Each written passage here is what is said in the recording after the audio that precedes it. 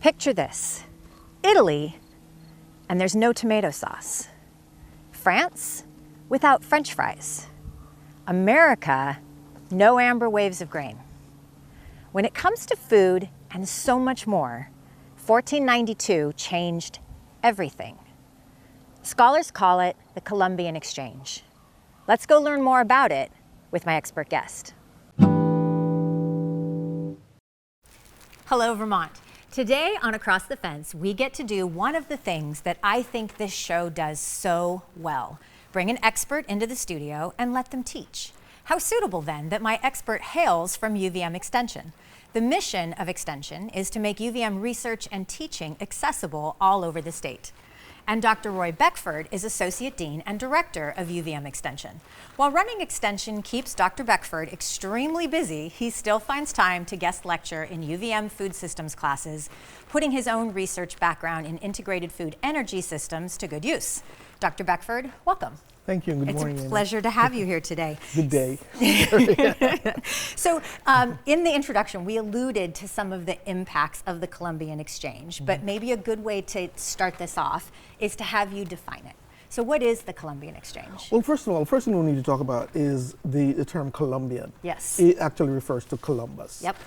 Columbus actually led the first expedition known from the European context into the West, what is perceived as the West.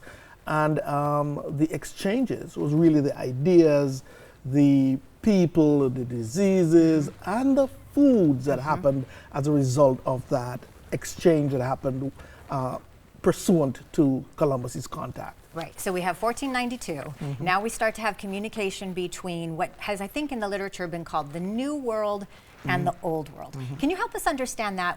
Which is the New World, which is the Old World? Why are they called these things? So first of all, the terms come from a European perspective on things. Right. They consider themselves the Old World. It was a recognized world from their perspective. Yes. The New World was really the discovery of the Americas, the United States as it is right now, everything in the north, to the north of us, and everything to the south of us, including the Caribbean. Yes. So all of that, Central America, became known as the New World, as opposed to the Old World, which was Europe, Asia, and Africa. Yeah, so we have this central focus on the European perspective. Europeans looking across the vast Atlantic Ocean to this newly, quote unquote, discovered world, labeling that the New World. Right. And now we're starting to have It's interesting that Atlantic Ocean was actually known back then as the Ethiopian Ocean. And so that changed as well. So there are a whole number of things that happen as a result of that. So let's get thinking about then food and thinking about those ingredients, crops, etc. What was discovered in the New World? Well, you can well imagine that because this is an absolutely new environment for the Europeans. It's a new ecology, a new place, a new set of circumstances. So new things would be found. So the foods in particular that were absolutely new included things like potatoes. Yeah. Right? I'm talking about white potatoes. Right. Which are discovered in Peru? Yes, I believe. Yeah. Okay. I think it existed in many parts, but mostly there. Yes. Yeah, other things like tomatoes. And you talked about that earlier as you introduced the show. Yeah. Maize, corn, and other things of that sort. Different types of squashes. Squashes, absolutely. We could get into that, and we could talk a lot. But there are several dozens, and probably close to 50 new types of crops that were discovered. Cacao, that makes chocolate, was one of those as well. Yeah, tobacco. Tobacco, yeah. Yeah, I mean, and this is what becomes interesting because then these things do start to impact life back in the Old World. And when we talk about it being exchange, there are also things from the Old World that are brought over to the New World. Yeah, when Columbus made contact with the New World, Columbus brought with him, horses, cattle, things like goat, pigs, all of that, because they needed sources of food. And a great way to do it, rather than putting it all in a refrigerator, is to let them loose and let them survive and so on, so that in ensuing trips you would have stocks of that. That happened, and of course the impact of animals, livestock like hogs in a new environment. In some places the ecological impacts were significant. Yeah, and it is really fascinating. When I was looking at a map of the Old World, New World exchange, some of the things, and I alluded to it again in that introduction, the idea that grains, wheat, things that now we so associate with, you know, the breadbasket of America, for example, and yet these are all things that preceding 1492 are not crops or that are native to the American environment, to the Americas. Absolutely, yeah. So a whole number of things happened in that interaction that has ramifications for how we live, how we exist today. Yeah. That is actually where that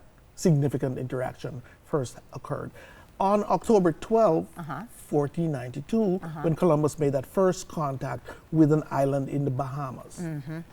And so what does all of this exchange start to do to the idea of, say, global markets? Because does we now start having a different conception of food and markets and how we can grow food? When I started researching... Or crops, commodities even? When I first started researching this, I found out that the people in Europe were just completely perplexed as to how this part of the world existed without getting into, for example, into the Bible. The whole Adamic lineage was kind of questioned. What was happening? Where did these people come from? I mean, how were they, you know, that kind of thing. It was interesting. And then the foods that emerged with them and the animals, parrots, the turkey, all of that became part of the global food system because of this contact. And it was just completely flabbergasting to the people of Europe. Well, and there are certain types of crops that are particularly impactful. One of the ones I think about is sugarcane. Yes. So do you want to talk a little bit about what happens with the transition of sugarcane? One of the goals of Europe, as you know, the more they started, you know, having conquest in the New World, particularly in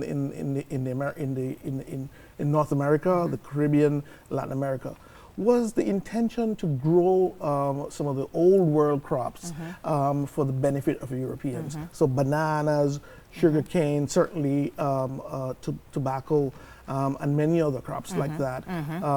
And these crops really were grown in monoculture environments, and they needed people to do it because the contact with the New World created some problems with the indigenous people who were known as Indians because of the misnomer from Columbus thinking that he had ended up in the western part of India, and that, you know, that happened.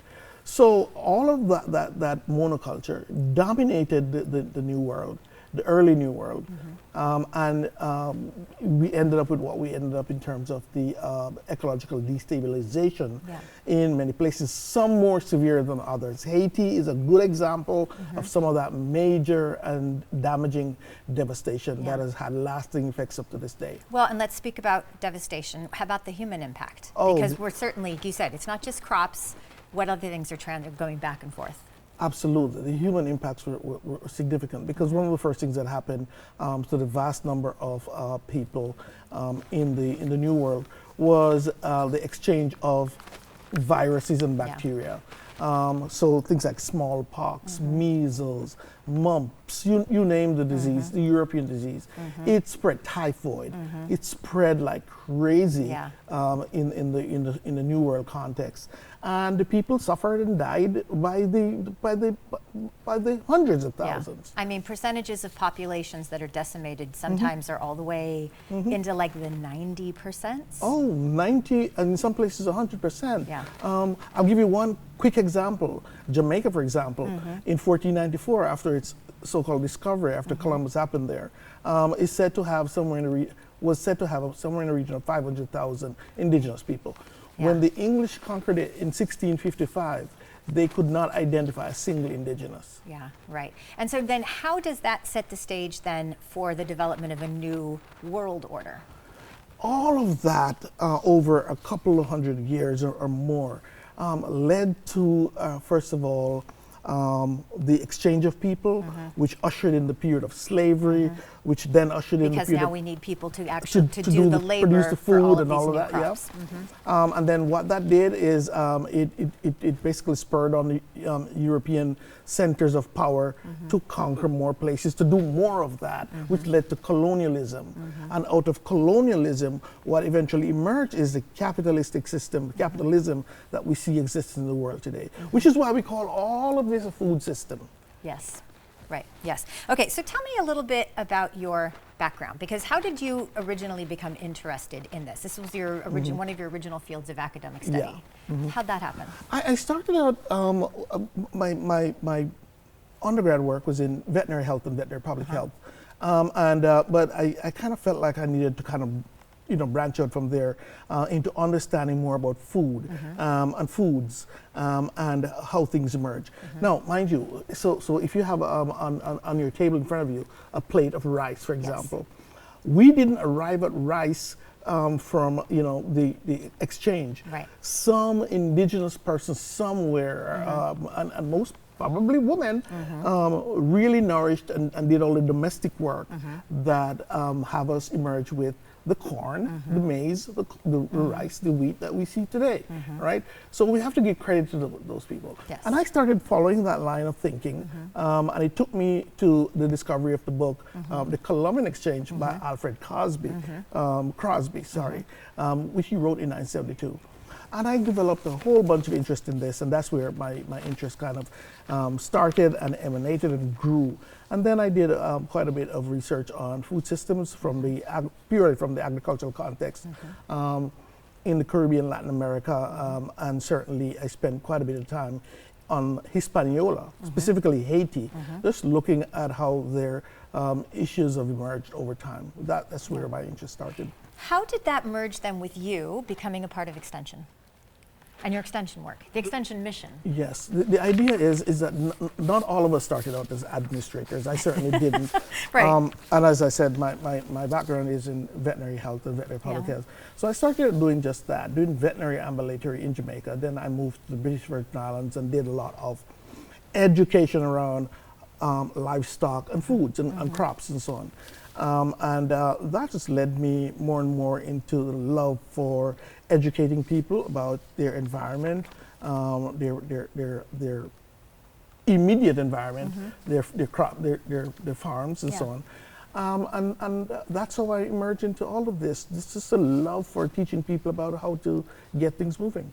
And you have done an excellent job of teaching us today about the Columbian Exchange. It's just a perfect day for us to be talking about it. I've really appreciated it. Thank you so much for joining me. And thank you for giving me the inspiration to talk about some of these things more quickly. Absolutely, absolutely. As always, Vermont, thank you for learning and exploring with me today. And thanks to the team that makes Across the Fence possible. I'm Amy Finley. This is Across the Fence. Come back and let's learn and explore again tomorrow.